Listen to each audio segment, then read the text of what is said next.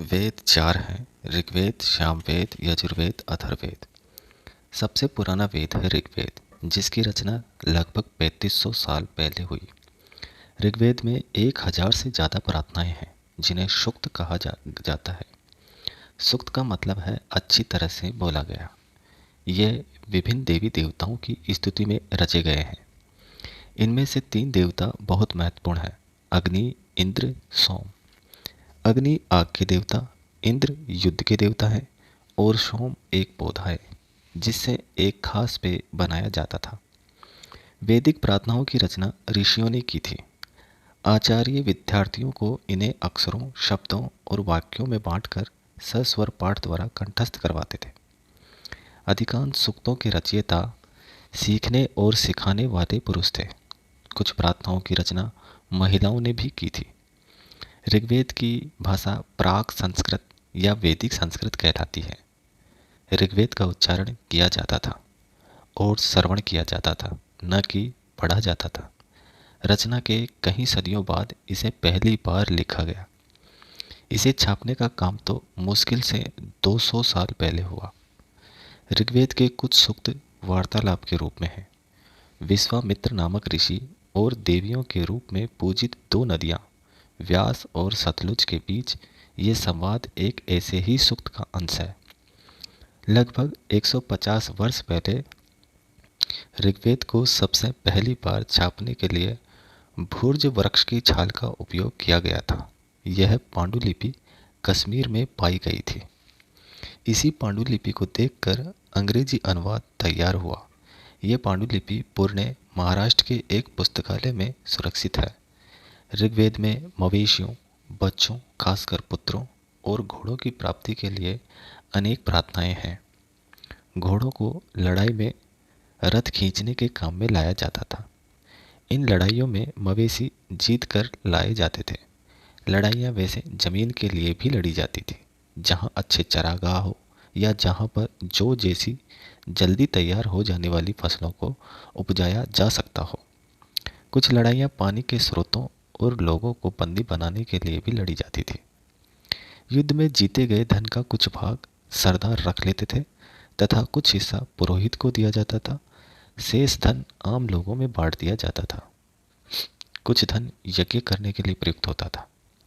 यज्ञ की आग में आहुति दी जाती थी। ये आहुतियाँ देवी देवताओं को दी जाती थी। घी, अनाज और कभी कभी जानवरों की भी आहुति दी जाती थी। अधिकांश पुरुष इन युद्धों में भाग लेते थे। कोई स्थायी सेना नहीं होती थी, लेकिन लोग सभाओं में मिलते जुलते थे और युद्ध व शांति के विषय में सलाह मशविरा करते थे। वहाँ ऐसे लोगों को अपना सरदार चुनते थे जो बहादुर और कुशल योद्धा हो। लोगों का वर्गीकरण काम, भाषा, परिवार या समुदाय, निवास स्थान या सांस्कृतिक परंपरा के आधार पर किया जाता रहा है। ऋग्वेद में ऐसे 2 समूह हैं जिनका वर्गीकरण काम के आधार पर किया गया है। पुरोहित, जिन्हें कभी कभी ब्राह्मण कहा जाता था, तरह तरह के यज्ञ और अनुष्ठान करते थे। दूसरे लोग थे राजा। ये राजा ना तो बड़ी राजधानियाँ और महलों में रहते थे, ना इनके पास सेना थी, ना ही ये कर वसूलते थे। राजा की मृत्यु के बाद उसका बेटा अपने आप ही शासक नहीं बन जाता था। जनता या पूरे समुदाय के लिए 2 शब्दों का इस्तेमाल होता था। एक था जन, जिसका प्रयोग हिंदी व अन्य भाषाओं में आज भी होता है। दूसरा था विस, जिससे वैश्य शब्द निकला है। ऋग्वेद में विस और जनों के नाम मिलते हैं, इसलिए हमें पुरु जन या विस, भरत जन या विस, यदुजन या विस जैसे कई उल्लेख मिलते हैं। जिन लोगों ने इन प्रार्थनाओं की रचना की वह कभी कभी खुद को आर्य कहते थे तथा अपने विरोधियों को दास या दस्यु कहते थे। दस्यु वे लोग थे जो यज्ञ नहीं करते थे और शायद दूसरी भाषाएं बोलते थे। बाद के समय में दास या दासी शब्द का मतलब गुलाम हो गया। दास वे स्त्री और पुरुष होते थे जिन्हें युद्ध में बंदी बनाया जाता था। उन्हें उनके मालिक की जायदाद माना जाता था। जो भी काम मालिक चाहते थे उन्हें वो सब करना पड़ता था। जिस युग में उपमहाद्वीप के उत्तर पश्चिम में ऋग्वेद की रचना हो रही थी, उसी समय दूसरी जगहों पर एक अलग तरह का विकास हो रहा था। महापाषाण, बड़ा पाषाण पत्थर, जो कि बड़े पत्थर दफन करने की जगह पर लोगों द्वारा बड़े करीने से लगाए गए थे। महापाषाण कब्रें बनाने की प्रथा लगभग 3000 साल पहले शुरू हुई। ये प्रथा दक्कन, दक्षिणी भारत, उत्तर पूर्वी भारत और कश्मीर में प्रचलित थी। कुछ महापाषाण जमीन के ऊपर भी दिख जाते हैं, कुछ महापाषाण जमीन के भीतर भी होते हैं। कई बार पुरातत्वविदों को गोलाकार सजाए हुए पत्थर मिलते हैं, कई बार अकेला खड़ा हुआ पत्थर मिलता है। ये ही एकमात्र प्रमाण है जो जमीन के नीचे कब्रों को दर्शाते हैं। महापाषाणों के निर्माण के लिए लोगों को कई तरह के काम करने पड़ते थे। गड्ढे खोदना, शिलाखंडों को ढोकर लाना, बड़े पत्थरों को तराशना और मरे हुए को दफनाना। कुछ तरह के महापाषाण को ताबूत, समाधान, शिष्ट कहा जाता है।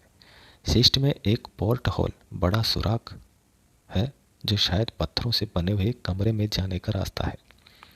सामान्यतः मृतकों को खास किस्म के मिट्टी के बर्तनों के साथ दफनाया जाता था, जिन्हें काले लाल मिट्टी के बर्तनों, ब्लैक एंड रेड वेयर के नाम से जाना जाता है। इनके साथ ही मिले हैं लोहे के औजार और हथियार, घोड़ों के कंकाल और सामान तथा पत्थर और सोने के गहने। पुरातत्वविद ये मानते हैं कि कंकाल के साथ पाई गई चीजें मरे हुए व्यक्ति की ही रही होगी। कभी कभी एक कब्र की तुलना में दूसरी कब्र में ज़्यादा चीज़ें मिलती हैं। ब्रह्मगिरी के एक व्यक्ति की कब्र में 33 सोने के मनके और शंख पाए गए हैं। दूसरे कंकालों के पास सिर्फ कुछ मिट्टी के बर्तन ही पाए गए। ये दफनाए गए लोगों की सामाजिक स्थिति में भिन्नता को दर्शाता है। कुछ लोग अमीर थे तो कुछ गरीब, कुछ लोग सरदार थे तो दूसरे अनुयायी। कभी कभी महापाषाणों में एक से अधिक कंकाल मिले हैं। ये दर्शाते हैं कि शायद एक ही परिवार के लोगों को एक ही स्थान पर अलग अलग समय पर दफनाया गया था। बाद में मरने वाले लोगों को पोर्ट होल के रास्ते कब्रों में लाकर दफनाया जाता था। ऐसे स्थान पर गोलाकार लगाए गए पत्थर या चट्टान चिन्हों का काम करते थे, जहां लोग आवश्यकता अनुसार शवों को दफनाने दोबारा आ सकते थे। भीमा की सहायक नदी घोड़ के किनारे इनाम गांव एक जगह है। इस जगह पर 3600 से 2700 साल पहले लोग रहते थे। यहाँ वयस्क लोगों को प्राय गड्ढे में सीधा लिटाकर दफनाया जाता था। उनका सिर उत्तर की ओर होता था। कई बार उन्हें घर के अंदर ही दफनाया जाता था। ऐसे बर्तन जिनमें शायद खाना और पानी हो, दफनाए गए शव के पास रख दिए जाते थे। एक आदमी को 5 कमरों वाले मकान के आंगन में 4 पैरों वाले मिट्टी के एक बड़े से संदूक में दफनाया गया था। बस्ती के बीच में बसा ये घर गांव के सबसे बड़े घरों में एक था। इस घर में एक अनाज का गोदाम भी था। शव के पैर मुड़े हुए थे। इनाम गांव में पुरातत्वविदों को गेहूं, जौ, चावल, दाल, बाजरा, मटर और तिल के बीज मिले हैं। कई जानवरों की हड्डियां भी मिली हैं। कई हड्डियों पर काटने के निशान से ये अंदाजा होता है कि लोग इन्हें खाते होंगे। गाय, बैल, भैंस, बकरी, भेड़, कुत्ता, घोड़ा, गधा, सुअर, सांभर, चितकबरा, हिरण, कृष्णमृग, खरहा, नेवला, चिड़िया, घड़ियाल, कछुआ, केकड़ा और मछली की हड्डियां भी पाई गई है। ऐसे भी साक्ष्य मिले हैं कि बेर, आंवला, जामुन, खजूर और कई तरह की रस भरियां एकत्रित की जाती थी। 3500 साल पहले हम चीन की लेखन कला के सबसे पुराने उदाहरण पाते हैं। जानवरों की हड्डियों पर लिखा गया था। इन्हें भविष्यवाणी करने वाली हड्डियां कहा जाता है, क्योंकि यह मान्यता थी कि ये भविष्य बताती है। राजा लोग लिपिकारों से इन हड्डियों पर सवाल लिखवाते थे। क्या वह युद्ध जीतेंगे? क्या फसल अच्छी होगी? क्या उन्हें पुत्र होंगे? फिर इन हड्डियों को आग में डाल दिया जाता था, जहां इनमें गर्मी से चटक कर दरारें पड़ जाती थी। भविष्यवक्ता इन दरारों को बड़े ध्यान से देख करके भविष्यवाणी करने की कोशिश करते थे। ये राजा शहरों में महल बनाकर रहते थे। उन्होंने बेशुमार दौलत इकट्ठा कर ली थी, जिनमें बड़े बड़े नक्काशी किए हुए कांसे के बर्तन शामिल थे, लेकिन वो लोहे का इस्तेमाल करना नहीं जानते थे। चरक लगभग 2000 साल पहले हुए। कंकाल का लिंग पहचानने का बेहतर तरीका उसकी हड्डियों की जांच है। चूँकि महिलाएं बच्चे को जन्म देती है, इसलिए उनका कटी प्रदेश पुरुषों से ज़्यादा बड़ा होता है। आज से लगभग 2000 साल पहले चरक नाम के प्रसिद्ध वैद्य हुए थे। उन्होंने चिकित्सा शास्त्र पर चरक संहिता नाम की किताब लिखी। वे कहते हैं कि मनुष्य के शरीर में 360 हड्डियां होती हैं। यह आधुनिक शरीर रचना विज्ञान की 206 हड्डियों से काफ़ी ज़्यादा है। संभवतः चरक ने अपनी गिनती में दांत, हड्डियों के जोड़ और कार्टिलेज को जोड़ करके ये संख्या बताई थी। ऋग्वेद की प्रार्थनाओं में अन्य दूसरी नदियाँ खासकर सरस्वती, सिंधु और उसकी सहायक नदियों का भी जिक्र है। गंगा और यमुना का उल्लेख सिर्फ एक बार हुआ है। संस्कृत भाषा भारोपीय भारत और यूरोपीय भाषा परिवार का हिस्सा है। भारत की कई भाषाएं असमिया, गुजराती, हिंदी, कश्मीरी, सिंधी तथा यूरोप की बहुत सी भाषाएं जैसे अंग्रेजी, फ्रांसीसी, जर्मन, यूनानी, इतालवी, स्पेनिश आदि इसी परिवार से जुड़ी हुई है। उन्हें एक भाषा परिवार इसलिए कहा जाता है क्योंकि आरंभ में उनमें कई शब्द ऐसे थे, उदाहरण के लिए मातृ संस्कृत में, माँ हिंदी में और मदर अंग्रेजी में। पूर्वोत्तर प्रदेशों में तिब्बत वर्मा परिवार की भाषाएं बोली जाती हैं। तमिल, तेलुगु, कन्नड़, मलयालम द्रविड़ भाषा परिवार की भाषाएं हैं। झारखंड और मध्य भारत के कई हिस्सों में बोली जाने वाली भाषाएं ऑस्ट्रो एशियाटिक परिवार से जुड़ी है। बौद्ध धर्म के संस्थापक सिद्धार्थ थे, जिन्हें गौतम के नाम से भी जाना जाता है। उनका जन्म 2500 वर्ष पूर्व हुआ था। महाजनपदों के कुछ राजा इस समय बहुत शक्तिशाली हो गए थे। हजारों सालों के बाद फिर से नगर उभर रहे थे। गांवों के जीवन में भी बदलाव आ रहा था। बहुत से विचारक इन परिवर्तनों को समझने का प्रयास कर रहे थे। वे जीवन के सच्चे अर्थ को भी जानना चाह रहे थे। बुद्ध क्षत्रिय थे तथा शाक्य नामक एक छोटे से गण से संबंधित थे। युवावस्था में ही ज्ञान की खोज में उन्होंने घर के सुखों को छोड़ दिया। अनेक वर्षों तक वो भ्रमण करते रहे तथा अन्य विचारकों से मिलकर चर्चा करते रहे। अंततः ज्ञान प्राप्ति के लिए उन्होंने स्वयं ही रास्ता ढूंढने का निश्चय किया। इसके लिए उन्होंने बोध गया बिहार में एक पीपल के नीचे कई दिनों तक तपस्या की। अंततः उन्हें ज्ञान प्राप्त हुआ। इसके बाद से वे बुद्ध के रूप में जाने गए। यहाँ से वे वाराणसी के निकट स्थित सारनाथ गए, जहाँ उन्होंने पहली बार उपदेश दिया। कुशीनारा में मृत्यु से पहले का शेष जीवन उन्होंने पैदल ही एक स्थान से दूसरे स्थान की यात्रा करने और लोगों को शिक्षा देने में व्यतीत किया। बुद्ध ने शिक्षा दी कि ये जीवन कष्टों और दुखों से भरा हुआ है। ऐसा हमारी इच्छा और लालसाओं जो हमेशा पूरी नहीं हो सकती के कारण होता है। कभी कभी हम जो चाहते हैं वो प्राप्त कर लेने के बाद भी संतुष्ट नहीं होते हैं एवं और अधिक अथवा अन्य वस्तुओं को पाने की इच्छा करने लगते हैं। बुद्ध ने इस लिप्सा को तन्हा तृष्णा कहा है। बुद्ध ने शिक्षा दी कि आत्म संयम अपनाकर हम ऐसी लालसा से मुक्ति पा सकते हैं। उन्होंने लोगों को दयालु होने तथा मनुष्य के साथ साथ जानवरों के जीवन का भी आदर करने की शिक्षा दी। वे मानते थे कि हमारे कर्मों के परिणाम चाहे वो अच्छे हों या बुरे, हमारे वर्तमान जीवन के साथ साथ बाद के जीवन को भी प्रभावित करते हैं। बुद्ध ने अपनी शिक्षा सामान्य लोगों की प्राकृत भाषा में दी। बुद्ध ने कहा कि लोग किसी शिक्षा को केवल इसलिए नहीं स्वीकार करें कि यह उनका उपदेश है, बल्कि वे उसे अपने विवेक से मापें। अधिकांश चिंतकों का यह मानना था कि इस विश्व में कुछ तो ऐसा है जो कि स्थायी है और जो मृत्यु के बाद भी बचा रहता है। उन्होंने इसका वर्णन आत्मा तथा ब्रह्म अथवा सार्वभौम आत्मा के रूप में किया है। वे मानते थे कि अंततः आत्मा तथा ब्रह्म एक ही है। ऐसे कई विचारों का संकलन उपनिषदों में हुआ है। उपनिषद उत्तर वैदिक ग्रंथों का हिस्सा थे। उपनिषद का शाब्दिक अर्थ है गुरु के समीप बैठना। इन ग्रंथों में अध्यापकों और विद्यार्थियों के बीच बातचीत का संकलन किया गया है। ये विचार सामान्य वार्तालाप के रूप में प्रस्तुत किए गए हैं। इन चर्चाओं में भाग लेने वाले पुरुष ब्राह्मण तथा राजा होते थे। गार्गी जैसी स्त्री विचारकों का भी उल्लेख मिलता है। निर्धन व्यक्ति इस तरह के वाद विवाद में बहुत कम ही हिस्सा लेते थे। एक प्रसिद्ध अपवाद सत्यकाम जाबाल का है। सत्यकाम जाबाल का नाम उसकी दासी माँ के नाम पर पड़ा। सत्यकाम के मन में सत्य जानने की तीव्र जिज्ञासा उत्पन्न हुई।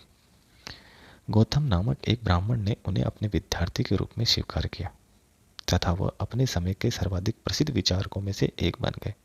उपनिषदों के कई विचारों का विकास बाद में प्रसिद्ध विचारक शंकराचार्य के द्वारा किया गया। पाणिनि ने संस्कृत भाषा के व्याकरण की रचना की। उन्होंने स्वरों तथा व्यंजनों को एक विशेष क्रम में रख करके उनके आधार पर सूत्रों की रचना की। ये सूत्र बीज गणित के सूत्रों से काफ़ी मिलते जुलते हैं। इसका प्रयोग कर उन्होंने संस्कृत भाषा के प्रयोगों के नियम लघु सूत्रों लगभग 3000 के रूप में लिखे। 2500 वर्ष पूर्व जैन धर्म के सर्वाधिक महत्वपूर्ण विचारक वर्धमान महावीर ने भी अपने विचारों का प्रसार किया। वह वच्ची संघ के लिच्छवी कुल के एक क्षत्रिय राजकुमार थे। 30 वर्ष की आयु में उन्होंने घर छोड़ दिया और जंगल में रहने लगे। 12 वर्ष तक उन्होंने कठिन व एकाकी जीवन व्यतीत किया। इसके बाद उन्हें ज्ञान प्राप्त हुआ। वर्धमान महावीर की शिक्षा सरल थी। सत्य जानने की इच्छा रखने वाले प्रत्येक स्त्री व पुरुष को अपना घर छोड़ देना चाहिए। उन्हें अहिंसा के नियमों का कड़ाई से पालन करना चाहिए, अर्थात किसी भी जीव को ना तो कष्ट देना चाहिए और ना ही उसकी हत्या करनी चाहिए। महावीर का कहना था कि सभी जीव जीना चाहते हैं, सभी के लिए जीवन प्रिय है। महावीर ने अपनी शिक्षा प्राकृत में दी। यही कारण है कि साधारण जन भी उनके तथा उनके अनुयायियों की शिक्षा को समझ सके। देश के अलग अलग हिस्सों में प्राकृत के अलग अलग रूप प्रचलित थे। प्रचलन क्षेत्र के आधार पर ही उनके अलग अलग नाम थे। जैसे मगध में बोली जाने वाली प्राकृत मागधी कहलाती थी। जैन नाम से जाने गए महावीर के अनुयायियों को भोजन के लिए भिक्षा मांगकर सादा जीवन बिताना होता था। उन्हें पूरी तरह से ईमानदार होना पड़ता था तथा चोरी न करने की उन्हें सख्त हिदायत थी। उन्हें ब्रह्मचर्य का पालन करना होता था। पुरुषों को वस्त्रों सहित सब कुछ त्याग देना पड़ता था। अधिकांश व्यक्तियों के लिए ऐसे कड़े नियमों का पालन करना बहुत कठिन था। फिर भी हजारों व्यक्तियों ने इस नई जीवन शैली को जानने और सीखने के लिए अपने घरों को छोड़ दिया। कहीं अपने घरों पर ही रहे और भिक्षु भिक्षुणी बने, लोगों को भोजन प्रदान कर उनकी सहायता करते रहे। जैन शब्द जिन शब्द से निकला है, जिसका अर्थ है विजेता। मुख्यतः व्यापारियों ने जैन धर्म का समर्थन किया। किसानों के लिए इन नियमों का पालन अत्यंत कठिन था, क्योंकि फसल की रक्षा के लिए उन्हें कीड़े मकोड़ों को मारना पड़ता था। बाद की सदियों में जैन धर्म उत्तर भारत के कई हिस्सों के साथ साथ गुजरात, तमिलनाडु, कर्नाटक में भी फैल गया। महावीर तथा उनके अनुयायियों की शिक्षाएं कई शताब्दियों तक मौखिक रूप में ही रही। वर्तमान में रूप में उपलब्ध जैन धर्म की शिक्षाएं 1500 वर्ष पूर्व गुजरात में वल्लभी नामक स्थान पर लिखी गई थी। महावीर तथा बुद्ध दोनों का ही मानना था कि घर का त्याग करने पर ही सच्चे ज्ञान की प्राप्ति हो सकती है। ऐसे लोगों के लिए उन्होंने संघ नामक संगठन बनाया, जहां घर का त्याग करने वाले लोग एक साथ रह सके। संघ में रहने वाले बौद्ध भिक्षुओं के लिए बनाए गए नियम विनय पिटक नामक ग्रंथ में मिलते हैं। विनय पिटक से हमें पता चलता है कि संघ में पुरुषों और स्त्रियों के रहने की अलग अलग व्यवस्था थी।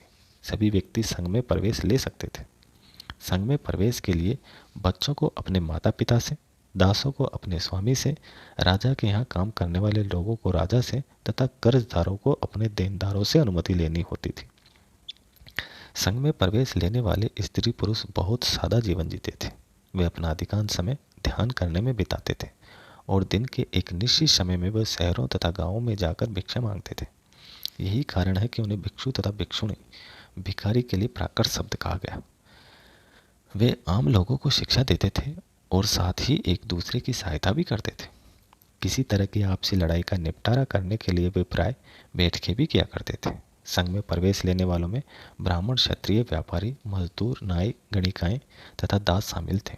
इनमें से कई लोगों ने बुद्ध की शिक्षाओं के विषय में लिखा तथा कुछ लोगों ने संघ में अपने जीवन के विषय में सुंदर कविताओं की रचना की। पहाड़ी को काटकर बनाई गई एक गुहा कारले वर्तमान महाराष्ट्र में स्थित है। भिक्षु भिक्षुणी इन शरण स्थलों में रहकर ध्यान किया करते थे। जैन तथा बौद्ध भिक्षु पूरे साल एक स्थान से दूसरे स्थान घूमते हुए उपदेश दिया करते थे। केवल वर्षा ऋतु में जब यात्रा करना कठिन हो जाता था, वे एक स्थान पर ही निवास करते थे। ऐसे समय में वे अपने अनुयायियों द्वारा उद्यानों में बनाए गए अस्थायी निवास में अपना पहाड़ी क्षेत्रों की प्राकृतिक गुफाओं में रहते थे। जैसे जैसे समय बीतता गया, भिक्षु भिक्षुणियों ने स्वयं तथा उनके समर्थकों ने अधिक स्थायी शरण स्थलों की आवश्यकता का अनुभव किया। तब कई शरण स्थल बनाए गए जिन्हें विहार कहा गया। आरंभिक विहार लकड़ी के बनाए गए तथा बाद में इनके निर्माण में ईंटों का प्रयोग होने लगा। पश्चिमी भारत में विशेषकर कुछ विहार पहाड़ियों को खोदकर बनाए गए। बुद्ध के अनुयायी जब भिक्षुओं की श्रेणी में प्रवेश करते हैं तो वे अपना वर्ण, श्रेणी और परिवार सब त्याग देते हैं। प्राय किसी धनी व्यापारी, राजा अथवा भूस्वामी द्वारा दान में दी गई भूमि पर विहार का निर्माण होता था। स्थानीय व्यक्ति भिक्षु भिक्षुणियों के लिए भोजन, वस्त्र तथा दवाइयाँ लेकर आते थे, जिसके बदले ये भिक्षु और भिक्षुणी लोगों को शिक्षा देते थे। जैन तथा बौद्ध धर्म जिस समय लोकप्रिय हो रहे थे, लगभग उसी समय ब्राह्मणों ने आश्रम व्यवस्था का विकास किया। यहाँ आश्रम शब्द का तात्पर्य लोगों द्वारा रहने तथा ध्यान करने के लिए प्रयोग में आने वाले स्थान से नहीं है, बल्कि इसका तात्पर्य जीवन के एक चरण से है। ब्रह्मचर्य, गृहस्थ, वानप्रस्थ तथा संन्यास नामक 4 आश्रमों की व्यवस्था की गई। ब्रह्मचर्य के अंतर्गत ब्राह्मण, क्षत्रिय तथा वैश्य से यह अपेक्षा की जाती थी कि इस चरण के दौरान वे सादा जीवन बिताकर वेदों का अध्ययन करेंगे। गृहस्थ आश्रम के अंतर्गत उन्हें विवाह कर एक गृहस्थ के रूप में रहना होता था। वानप्रस्थ के अंतर्गत उन्हें जंगल में रह करके साधना करनी थी। अंततः उन्हें सब कुछ त्याग कर सन्यासी बन जाना था। आश्रम व्यवस्था ने लोगों को अपने जीवन का कुछ हिस्सा ध्यान में लगाने पर बल दिया। प्राय स्त्रियों को वेद पढ़ने की अनुमति नहीं थी और उन्हें अपने पतियों द्वारा पालन किए जाने वाले आश्रमों का ही अनुसरण करना होता था। ईरान में जुरथुष्ट एक ईरानी पैगंबर थे। उनकी शिक्षाओं का संकलन जैन अवेस्ता नामक ग्रंथ में मिलता है। जैन अवेस्ता की भाषा तथा इसमें वर्णित रीति रिवाज वेदों की भाषा और रीति रिवाजों से काफ़ी मिलते जुलते हैं। जुरथुष्ट की मूल शिक्षा का सूत्र है सद्विचार, सद्वचन और सद्कर्म, सद्कार्य। हे ईश्वर, बल, सत्य प्रधानता एवं सद्विचार प्रदान कीजिए, जिनके जरिए हम शांति बना सकें। 1000 से अधिक वर्षों तक जरथुष्ट्रवाद ईरान का एक प्रमुख धर्म रहा। बाद में कुछ जरथुष्ट्रवादी ईरान से आकर गुजरात और महाराष्ट्र के तटीय नगरों में बस गए। वे लोग ही आज के पारसियों के पूर्वज हैं। अशोक के साम्राज्य की स्थापना उनके दादा चंद्रगुप्त मौर्य ने 2300 वर्ष पहले की थी। मौर्य वंश में 3 महत्वपूर्ण राजा हुए, चंद्रगुप्त, उसका बेटा बिंदुसार और उसका पुत्र अशोक। अशोक के साम्राज्य की राजधानी पाटलिपुत्र थी। उज्जैन तथा तक्षशिला प्रमुख नगर थे। तक्षशिला उत्तर पश्चिम और मध्य एशिया के लिए आने जाने का मार्ग था। उज्जैन उत्तरी भारत से दक्षिणी भारत जाने वाले रास्ते में पड़ता था। नगरों में व्यापारी, सरकारी अधिकारी और शिल्पकार रहा करते थे। साम्राज्य के बहुत बड़े क्षेत्रों में किसानों और पशुपालकों के गांव बसे थे। मध्य भारत के इलाकों में ज़्यादातर हिस्सों जंगलों से भरा हुआ था। संदेशवाहक राजा के जासूस अधिकारियों के कार्यकलाप पर नजर रखते थे। मौर्य साम्राज्य के भीतर कई छोटे क्षेत्र या प्रांत थे। इन पर तक्षशिला या उज्जैन जैसी प्रांतीय राजधानियों से शासन किया जाता था। कुछ हद तक पाटलिपुत्र से इन क्षेत्रों पर नियंत्रण रखा जाता था और अक्सर राजकुमारों को वहाँ का राज्यपाल, गवर्नर बनाकर भेजा जाता था। लेकिन ऐसा लगता है कि इन जगहों पर स्थानीय परंपराओं और नियमों को ही माना जाता था। प्रादेशिक के केंद्रों के बीच विस्तृत क्षेत्र थे। इन इलाकों में मौर्य शासक सिर्फ मार्गों और नदियों पर नियंत्रण रखने की कोशिश करते थे। यहाँ संसाधन कर और भेंट के रूप में मिलते थे। अर्थशास्त्र में लिखा है कि उत्तर पश्चिम कंबल के लिए और दक्षिण भारत सोने और कीमती पत्थरों के लिए प्रसिद्ध था। संसाधन नजराने के रूप में इकट्ठे किए जाते थे। यहाँ कर नियमित ढंग से इकट्ठे किए जाते थे, वही नजराना अनियमित रूप से जब भी संभव हो इकट्ठा किया जाता था। ऐसे नजराने विविध पदार्थों के रूप में प्राय ऐसे लोगों से लिए जाते थे जो स्वेच्छा से इसे देते थे। जंगल में रहने वाले लोग काफ़ी हद तक स्वतंत्र थे। इनसे उम्मीद की जाती थी कि वे मौर्य पदाधिकारियों को हाथी, लकड़ी, मधु, मोम जैसी चीज़ें लाकर दें। अशोक पहले शासक थे जिन्होंने अभिलेखों द्वारा जनता तक अपने संदेश पहुंचाने की कोशिश की। अशोक के ज़्यादातर अभिलेख प्राकृत भाषा और देवनागरी लिपि में है। कलिंग तटवर्ती उड़ीसा का प्राचीन नाम है। अशोक ने कलिंग को जीतने के लिए एक युद्ध लड़ा, लेकिन युद्ध जनित हिंसा और खून खराबा देखकर उन्हें युद्ध से वितृष्णा हो गई। उन्होंने निर्णय लिया कि वो भविष्य में कभी युद्ध नहीं करेंगे। उत्कृष्ट पॉलिश वाले पत्थर की एक मूर्ति बिहार के रामपुरवा में मिले एक मौर्यकालीन स्तंभ का हिस्सा है। इसे राष्ट्रपति भवन में रखा गया है। ये मौर्य काल की मूर्ति कला का एक नमूना है। अशोक के धम्म में किसी देवता की पूजा अथवा किसी कर्म कांड की आवश्यकता नहीं थी। उन्हें लगता था कि जैसे पिता अपने बच्चों को अच्छे व्यवहार की शिक्षा देते हैं, वैसे ही यह उनका कर्तव्य था कि अपनी प्रजा को निर्देश दें। वे बुद्ध के उपदेशों से भी प्रेरित हुए थे। अशोक के साम्राज्य में अलग अलग धर्मों को मानने वाले लोग थे और इससे कई बार टकराव पैदा हो जाता था। जानवरों की बलि चढ़ाई जाती थी। दासों और नौकरों के साथ क्रूर व्यवहार किया जाता था। परिवार में पड़ोसियों के बीच भी झगड़े होते रहते थे। अशोक ने यह महसूस किया कि इन समस्याओं का निदान उसका कर्तव्य है, इसलिए उसने धम्म महामात्य नाम के अधिकारियों की नियुक्ति की जो जगह जगह जाकर धर्म की शिक्षा देते थे। अशोक ने संदेश शिलाओं और स्तंभों पर खुदवा दिए।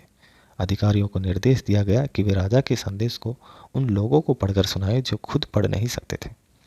मौर्य साम्राज्य के उभरने से थोड़ा पहले, लगभग 2400 वर्ष पहले, चीन में सम्राटों ने चीन की दीवार का निर्माण शुरू किया।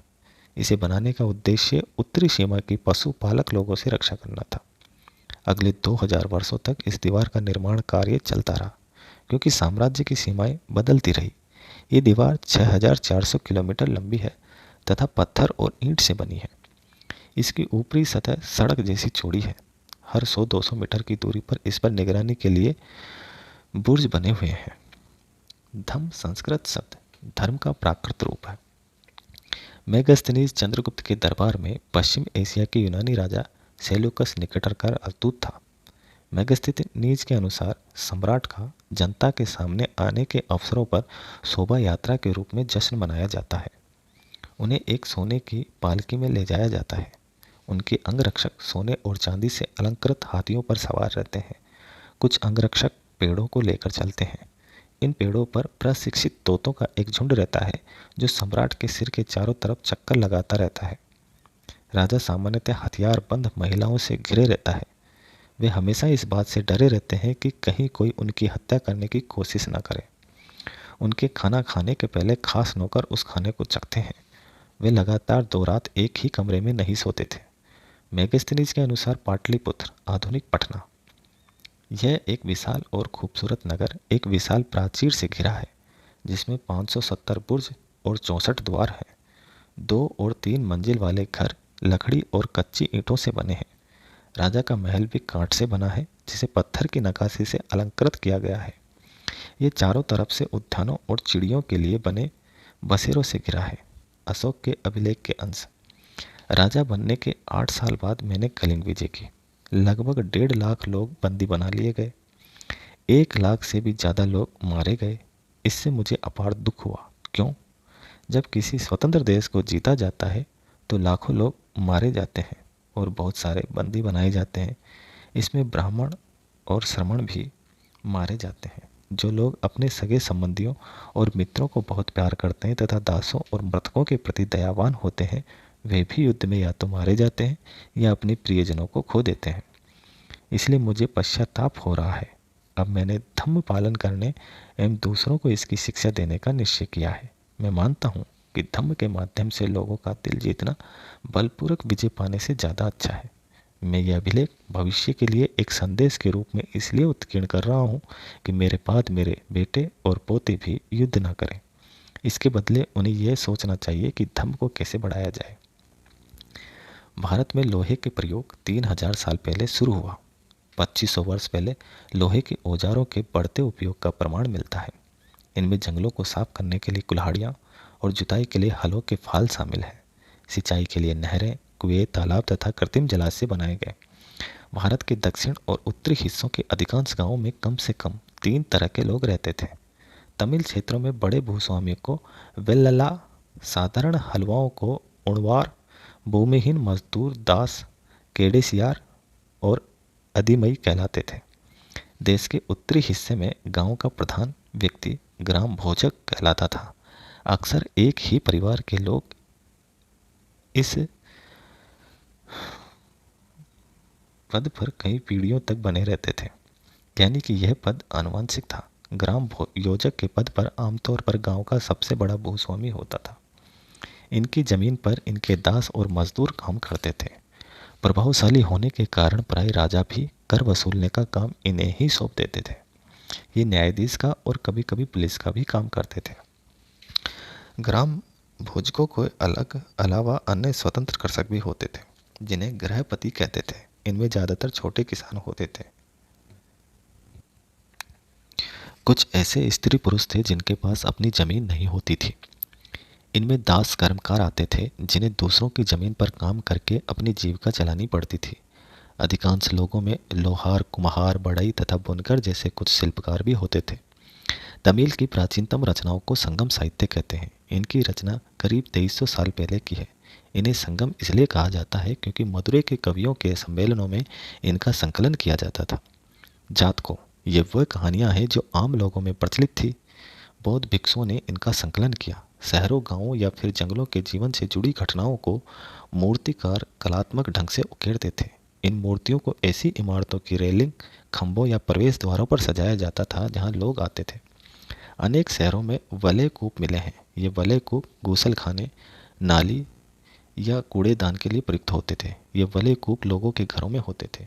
बेरी गाजा, भरूच का यूनानी नाम, कि सकरी खाड़ी में समुद्र से आने वालों के लिए नाव चला पाना बहुत मुश्किल होता है। राजा के द्वारा नियुक्त कुशल और अनुभवी स्थानीय मछुआरे ही यहाँ जहाज ला सकते हैं। बेरी गाजा में शराब, तांबा, टिन, सीसा, मूंगा, फुकराज, कपड़े, सोने और चांदी के सिक्कों का आयात होता था। हिमालय की जड़ी बूटियां, हाथी दांत, गोमेद, कॉर्नियन, सूती कपड़ा, रेशम तथा इत्र यहाँ से निर्यात किए जाते थे। राजा के लिए व्यापारी विशेष उपहार लाते थे। इनमें चांदी के बर्तन, गायक किशोर, सुंदर औरतें, अच्छी शराब तथा उत्कृष्ट महीन कपड़े शामिल थे। सबसे पुराने आहत सिक्के थे जो करीब 500 साल चले। चांदी या सोने के सिक्कों पर विभिन्न आकृतियों को आहत कर बनाए जाने के कारण इन्हें आहत सिक्का कहा जाता था। मथुरा 2500 साल से भी ज़्यादा समय से एक महत्वपूर्ण नगर रहा है, क्योंकि यह यातायात और व्यापार के दो मुख्य रास्तों पर स्थित था। इनमें से एक रास्ता उत्तर पश्चिम से पूरब की ओर और दूसरा उत्तर दक्षिण की ओर जाने वाला था। शहर के चारों ओर किलेबंदी थी। इनमें अनेक मंदिर थे। आसपास के किसान तथा पशुपालक शहर में रहने वालों के लिए भोजन जुटाते थे। मथुरा बेहतरीन मूर्तियां बनाने का केंद्र था। 2000 साल पहले मथुरा कृष्णों की दूसरी राजधानी बनी। मथुरा एक धार्मिक केंद्र भी रहा है। यहाँ बौद्ध विहार और जैन मंदिर हैं। ये कृष्ण भक्ति का एक महत्वपूर्ण केंद्र था। मथुरा में प्रस्तर खंडों तथा मूर्तियों पर अनेक अभिलेख मिले हैं। आमतौर पर ये संक्षिप्त अभिलेख हैं जो स्त्रियों तथा पुरुषों द्वारा मठों या मंदिरों को दिए जाने वाले दान का उल्लेख करते हैं। प्राय शहर के राजा, रानी, अधिकारी, व्यापारी तथा शिल्पकार इस प्रकार के दान करते थे। मथुरा के अभिलेख में सुनारों, लोहारों, बुनकरों, टोकरी बुनने वाले, माला बनाने वाले और इत्र बनाने वालों के उल्लेख मिलते हैं।